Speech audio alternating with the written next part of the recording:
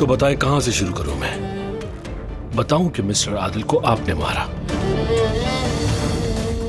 या फिर मैं उसके वालिदैन के बारे में कुछ बात करूं?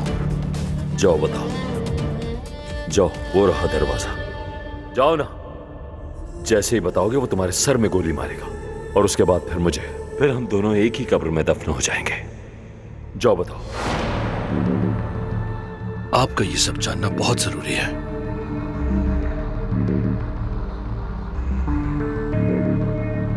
आप सोच भी नहीं सकते कि अब्बास दमीर खान ने क्या किया है मिस्टर अदनान। मतलब उसने जो किया वो आपकी सोच से भी बढ़कर है। बताओ मेरे चाचा ने और क्या क्या किया है? ये आपके वालिदैन के बारे में, आपके खानदान के बारे में। देखो नियाजी, बातों को घुमा फिरा कर मत करो, साफ साफ बताओ कि मेरे चाचा ने और क्या क्या किया है। मिस्टर अदनान,